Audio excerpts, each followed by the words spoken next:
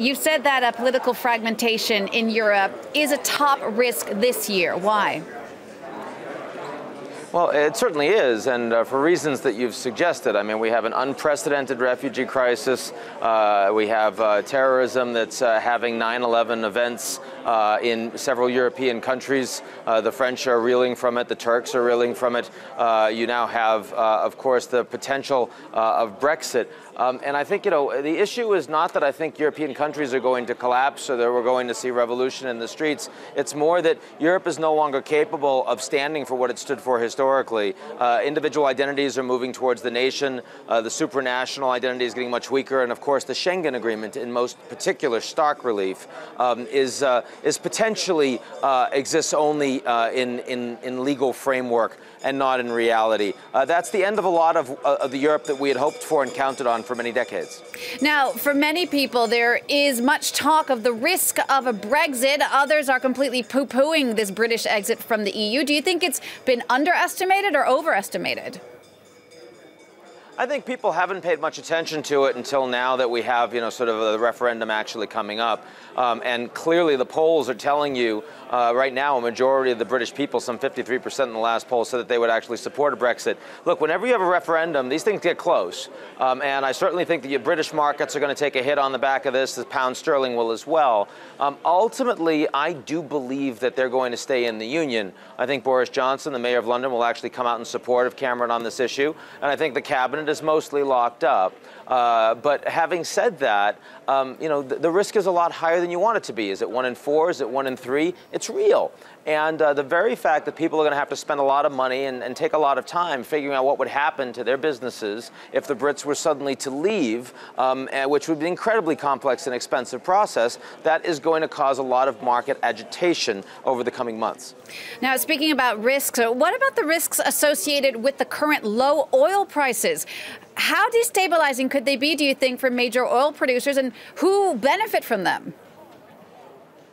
Well, the Americans are major oil producers, and this is great for the United States.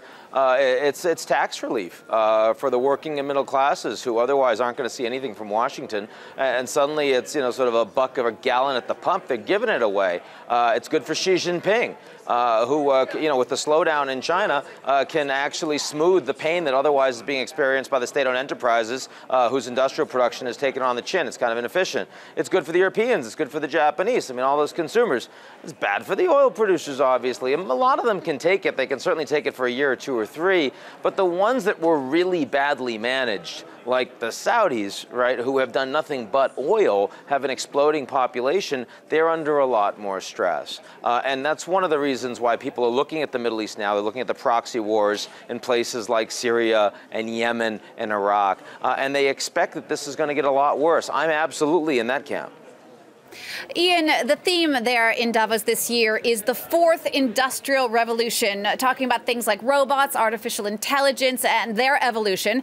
Now, you've said there are political risks associated with that development. What are they? Well, we're seeing them in the Middle East. I mean, you don't need a robot. I mean, technology happens really fast, and then suddenly the oil you thought was wealthy for you suddenly is no longer there. How do you respond to it? What we see is in the Middle East, they can't do it. Well, what happens when it's not about oil? What happens when it's about labor? What happens when suddenly technology advances to the point that middle classes and even white-collar workers in the developed world and the emerging markets no longer have much productive to offer to the marketplace?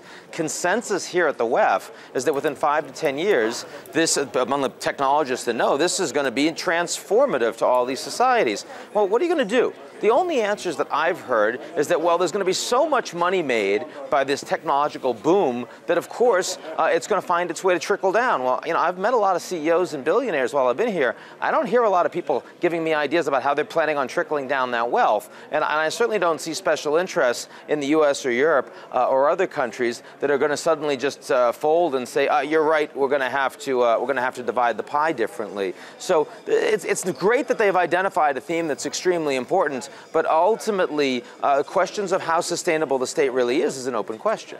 All right, Ian Bremmer, thank you so much for taking the time to speak to us there from Davos. You are the president of the political risk consultancy Eurasia Group. Thanks so much.